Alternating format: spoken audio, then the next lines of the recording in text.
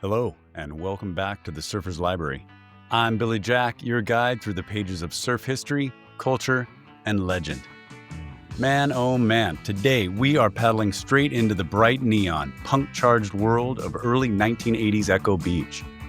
Young, Loud, and Shameless by Jamie Brisick from the book The 80s at Echo Beach. It's a first-hand look at a moment in surf history when style was everything, the attitude was louder than the waves, and a crew of fearless kids rewrote what surfing could look like. It's fast, it's wild, and it captures a time when surfing wasn't just a sport, it was a rebellion. I can tell you that as someone who started surfing in the 80s, this story was a really fun trip down memory lane. I hope you love it as much as I do. Let's paddle out.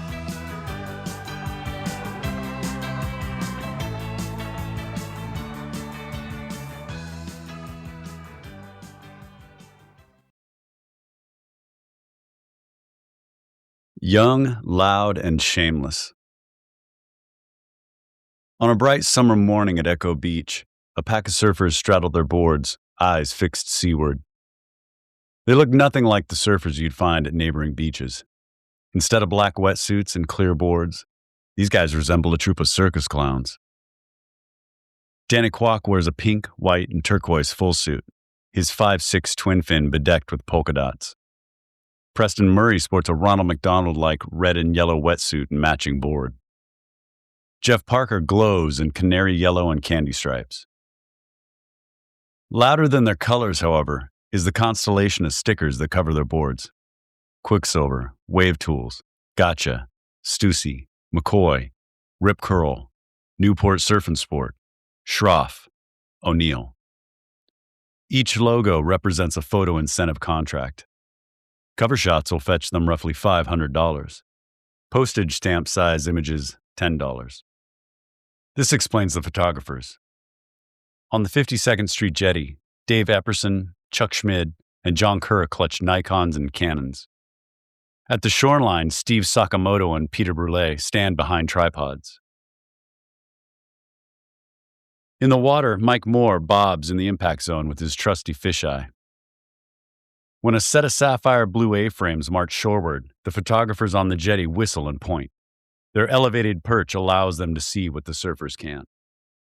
"Out the back," shouts Epperson. "Third one's a gem," adds Schmid. As the peaks stand up, the surfers jockey for position. Parker takes off on a double overhead right and blasts into a dramatic frontside slash, his fins flying over the back of the lip.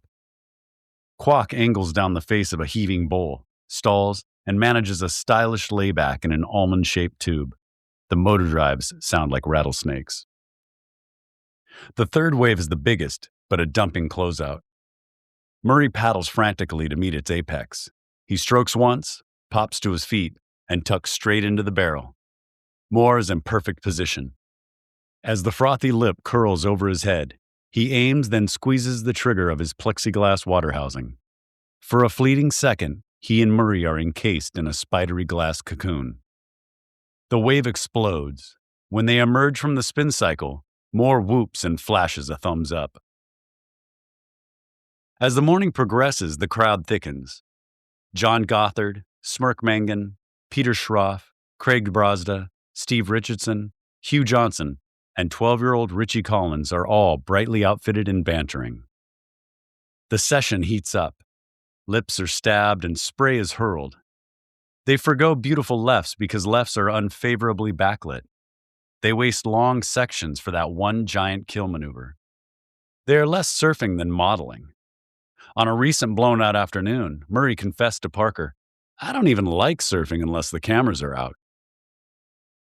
Between Newport's 52nd and 56th Street jetties, recently dubbed Echo Beach, these photo sessions have become a morning ritual. It helps that the players all live within walking distance. Parker rents couch space in a house across Pacific Coast Highway. A star football player in high school, he gave up scholarship offers to pursue his pro surfing dreams. His blonde hair is gelled into a great bird's nest of a pompadour. His favorite band is the Stray Cats. Kwok and Preston share a small apartment on 48th Street. So frequent are their Friday night parties that the local cops know their address by heart. Kwok is elfin, Chinese Hawaiian, gregarious. He made his reputation pulling into homicidal closeouts at the wedge, an evil shore pound notorious for breaking necks. Murray is slender, handsome, laid back. He recently quit his job stringing tennis rackets so that he can surf full-time. Between sessions, they cruise chicks. In summer, Echo Beach swarms with jaw-droppingly gorgeous girls. In the evenings, they gather at the local Winchell's, where a surfer buddy hooks them up with free donuts. Over apple fritters and chocolate French crullers, they replay their finest rides with matador-like body language. Weekend nights are spent at Deja Vu. In this smoky club, they dance under strobe lights to Devo, B-52s, suburban lawns. But sunshine and South Swell is their alarm clock.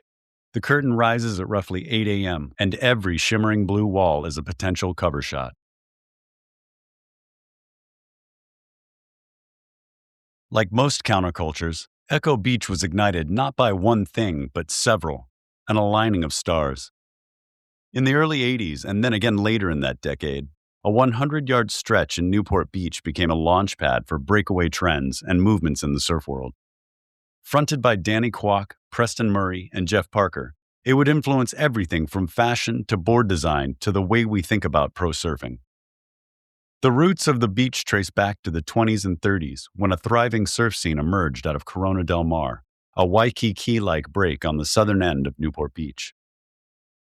Pioneering wave riders like Duke Kahanamoku and Tom Blake walked on water, much to the astonishment of summer beachgoers. The Corona del Mar Surfboard Club, founded in the late 20s, was the mainland's first surf organization. But a jetty extension in 1938 essentially killed the break, pushing surfers a couple miles north to the Point and Blackies, both faster, hollower waves. Throughout the 50s and 60s, these spots, along with Santa Ana River jetties a few miles north, were Newport's premier surf hubs, abuzz with stoked kids shooting curls, walking noses, and hanging 10.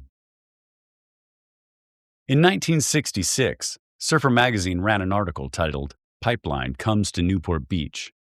Chock-a-block with black and white photos of North Shore-style tubes, it attracted surfers in droves. But as the lineup swelled, so did the city's efforts to regulate it. For a surreal couple of years, surfing was unlawful without a surfboard permit. At a cost of $3, you were issued a Mylar sticker that was to be affixed to the bottom of your board. The lifeguards drove up and down the beach, shouting through loudspeakers for surfers to show their permits. But of course, this didn't last long. So copious were the forgeries that the city eventually conceded defeat. Surfing was forever changed when Australian Nat Young won the 1966 World Surfing Championships in San Diego on Magic Sam, a 9'4" squaretail that was shorter than the standard boards of the day. While his competitors drew straight lines, Nat careened up and down, ushering in the shortboard revolution. By the early 70s, boards had shifted from 10-foot tankers to zappy 7-foot pocket rockets. This coincided perfectly with what was happening in Newport Beach. In 1968, the Army Corps of Engineers began construction on a series of 8 rock jetties along the mile stretch between 36th and 56th Streets. Their intention was to curtail sand erosion and thus protect the million-dollar beachfront homes. But in fact, they were creating surf spots. The jetty at 56th Street produced a shallow, perfectly shaped sandbar. On sleek pintails, local rippers like Lenny Foster, John Van Ornum, and Ed Farewell spent unforgettable seconds in the illustrious green room. In summer, on big south swells, it looked like Uluwatu. In 1976, the International Professional Surfers, IPS, was formed, creating a world tour and an integrated yearly rating system. On the North Shore, a band of crackerjacks from Hawaii, Australia, South Africa, and the mainland United States pushed the boundaries of big wave riding. World-class breaks were discovered in Africa, Europe, Indonesia, and South America. A model was formed.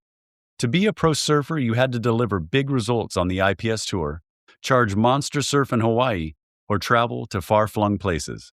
Ideally, you did all 3.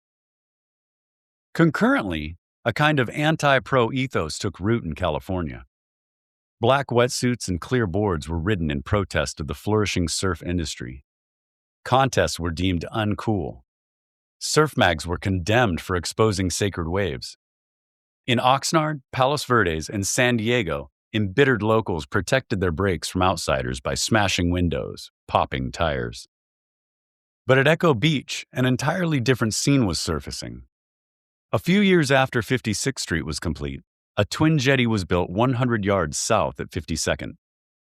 The two rock fingers held the sand in place, creating short, bowly peaks conducive to big, radical maneuvers. The waves were consistent and broke close to shore, a mere 3 to 4 strokes and you were in position. The jetty offered an excellent angle for photographers. It was a perfect stage. All it needed were actors. Enter Kwok, Preston, Parker, and crew. They were young, loud, and hungry to prolong their endless summers. We wanted to be pro surfers, remembers Kwok, but we weren't really into contests. I thought, how can I make this work? How can I keep my sponsors going so that I can keep surfing? Kwok ordered what at the time might have been the loudest board in history, a polka dot McCoy twin fin. On a bright summer morning during a clean south swell, he slipped into a pair of blue-striped dolphin shorts, paddled out at 54th Street, and banged the lip in front of the cameras. The resulting photo, vibrant compared to its muted late 70s counterparts, embodied the giddy optimism of summer. It ran as a double-page spread in surfing with California inscribed beneath. It snowballed from there. Much like London's King's Road at the height of the punk era, Echo Beach became a kind of catwalk for outrageous get-ups. There were no rules, only that you express yourself boldly, in the water and out. Preston was given to terry cloth bathrobes on the sand. Parker sported Lucky Charms bedecked twin fins and yellow wetsuits with bright red crotches. Kwok was Mr. Polka Dots. The photographers loved them. Their vibrant plumage turned even the June gloom days sunny. They understood light and composition, that you didn't have to make the maneuver, you just had to put yourself in that critical position for 1/500th of a second.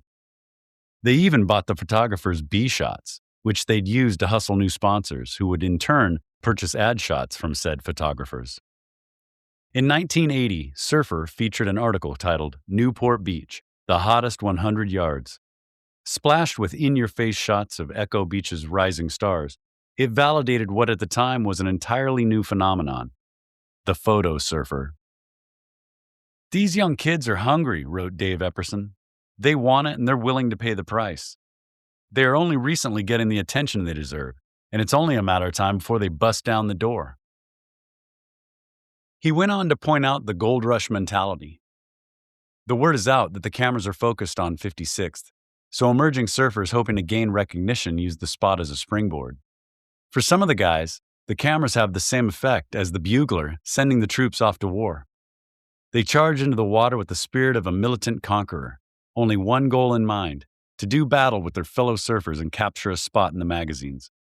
They get wrapped so tight, they are actually yelling down the line, "Hey, don't take off, they're photographing me." For the next 2 years, Echo Beach would become the most heavily publicized surf spot in California. It was a boon for the magazines. Located just down the road in Dana Point and Capistrano Beach, they realized that they no longer had to send their photographers halfway around the world to get the goods. And likewise, the companies. Until then, a sponsored surfer's value was determined according to a jumble of intangibles: contest results, media coverage, popularity. The Echo kids looked good on spreadsheets. They were paid strictly by photo incentives. Our mentality was, get as many stickers on the nose of your board as you can, remembers Jeff Parker. That way you'd get paid as many times as possible. What's more, the companies would soon discover that the photo is mightier than the contest. Kwok, Preston, and Parker became more famous than many of the top 16 ranked surfers. But it was more than just a photo thing.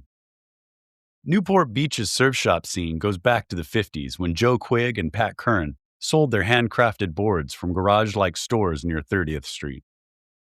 In the glory days of the shortboard revolution, backyard shaper Russell's Balboa Peninsula shop served as a kind of speakeasy for the design-obsessed wave riders. In 1976, Paul Husenstam, a longtime employee of Russell, opened Newport Surf and Sport, a one-stop emporium. That same year, USC grad Bob McKnight and pro surfer Jeff Hackman brought Quicksilver to the United States, infusing Newport Beach with a distinctively Aussie flavor. Midnight oil blared from BW buses. Shane Horan and Rabbit Bartholomew stayed near 56th Street whenever the tour rolled through town. Echo Beach was originally the name of a clothing range. Inspired by the uniforms worn by jockeys, Quicksilver founder Alan Green, along with artist Simon Buttonshaw, designed a series of board shorts, pants, and jackets spangled in stars, checks, harlequins, and polka dots. In celebration, Quicksilver put out an unforgettable ad. Australian surfers Kong, Bruce Raymond, and Chappie Jennings stand around and on the hood of an old sedan clutching beers. If you can't rock and roll, goes the text, don't fucking come. When Kwok and crew first saw the Echo Beach gear, they were ecstatic. Though conceived in rural Torquay, Australia, it perfectly reflected the urban spirit of punk new wave. And it was not enough to just wear it. Between surfs, they spent long hours in Quicksilver's warehouse designing their own custom board shorts. Surfboard design, too, enjoyed a renaissance. Lance Collins' box rail wave tool twin fins melded perfectly with Echo Beach's tight pockets. Greg Pouch's teardrop-shaped McCoy laser zap single fins liked to be slashed under the lip. Sean Stussey's sleek needle noses spent many a Kodak moment in the 56th Street swishing right tube. Peter Schroff's twin fins had a sculptural fine art appeal. A nondescript industrial district in Costa Mesa became a hive of creativity, with seminal shapers and designers all working within a few square blocks. It was like Montmartre in the early 1900s, albeit with foam dust, day glow. Bottom curves were dreamed up over pancakes at Cappy's Cafe. Denim ranges were sketched out on cocktail napkins at the Tiki Bar. In the summer of 1980, Quicksilver hosted the Echo Beach Challenge. Teaming up ace locals with top 16 pros like Sean Thompson, Rabbit Bartholomew, Shane Horan, and Simon Anderson, it was held on a hot, sunny weekend in gorgeous overhead surf. Between the dazzling performances in the water, stunning women on the sand, and a flurry of photographers along the shoreline and on the jetties, Echo Beach looked like the greatest show on earth. But not everyone was buying it. When the Echo kids surfed outside the 92663 zip code, they were ridiculed for their clown-like ensembles. While introducing a surf film at a Quicksilver function in low-key Santa Barbara, Kwok was heckled off the stage. When the final standings are on the board, said 1976 world champion Peter Townend, it's going to show that these guys haven't really done anything. Most deflating was a piece written by future X-Files creator Chris Carter. Featured in a 1981 issue of Surfing, Newport Beach, Too Many Pictures tells the story, called Kwok and Crew Out. The bottom line in the saga of Newport Beach is that the instant rocketing to stardom of getting your picture in the magazine has led to not only warped values and perspectives in the surfing world, but sort of a laziness and complacency among Newport's leading pros. Why travel and compete when you can become a star without leaving your own backyard? Few have traveled the circuit or, aside from flashes of brilliance, fared well competitively. Newport's amateur base is weak at best, and the attempts of the locals to set up a surf club have evaporated in a cloud of apathy and chaos, a case of too many chiefs and not enough Indians. None of the top dogs have made any great efforts towards accepting the challenge of the 80s, which is to prove yourself against the world's best surfers on the Pro Tour. The Echo kids were undaunted. They were under no illusions about their talents. They were also running on borrowed time. In 1982, the first OP Pro was held at Huntington Beach, breathing new life into the California contest scene. In the mid-80s, the video revolution hit hard, shifting the focus from magazines to VHS titles like Blazing Boards, The Performers, and Wave Warriors. Kwok took an office job at Quicksilver. Parker took up breakdancing. Echo Beach did not exactly end, but its heyday had passed. The more surfing screeches into the accelerated future, however, the more ahead of its time Echo Beach appears. The way in which Kwok and crew blurred self-expression and self-promotion and thrust themselves into the spotlight was a portent of reality TV. The photo surfer vocation that they pioneered is now an industry standard, and the list of achievements by the original Echo Beach players is impressive. Grassroots board builder Sean Stussy would bring surf fashion to the streets. Richard Wolcott, a tow-headed 15-year-old at the height of the Echo era, would launch Volcom. Richie Collins, 1989 OP Pro champion, would silence anyone who ever said that Echo Beach kids were all hype. Danny Kwok would initiate the signing of 18-year-old Kelly Slater, surfing's first $1 million contract. Quicksilver would go public in 1986 and become the first billion-dollar surf brand. Costa Mesa's tiny businesses would move into warehouses the size of airplane hangars and multiply wildly, earning the nickname Velcro Valley. Surfing would become ubiquitous. But the accolades are not the point. At its core, Echo Beach was about self-expression, resourcefulness, seeing a world in a 100-yard stretch of sand and water. Like the great punk rock motto says, here's 3 chords. Now go form a band.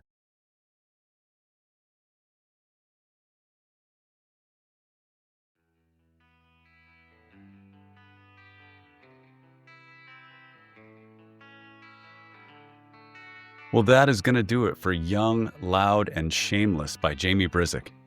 I hope it brought you right back to the sun-bleached day-glow glory of Echo Beach and the crew that shaped an entire era with nothing but style, speed, and a refusal to tone anything down. I also hope that if you liked it, you'll take the time to share the podcast with a friend. If you'd like to help support the podcast, you can visit buymeacoffee.com/The Surfer's Library. Your support helps cover the platform fees that keep the show going each month. Also, if you'd like to sponsor the podcast or have any story ideas or feedback for us, please contact us on Instagram or at thesurferslibrary@gmail.com. Until next time, thanks for tuning in. And as always, keep your toes on the nose, your bottom turns tight, and your stoke high. I'm hoping I'll see you in the lineup.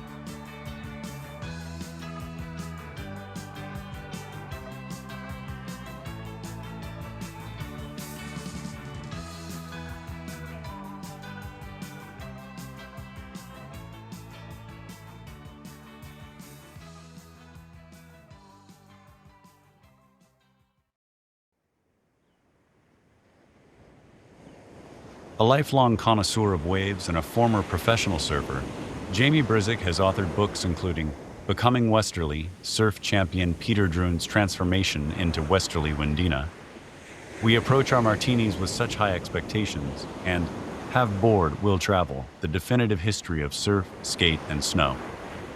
He was awarded a Fulbright Fellowship, and his writings have appeared in The New Yorker, The Surfer's Journal, and The New York Times. He lives in Los Angeles, and a portfolio of his work is available at www.jamiebrisick.com.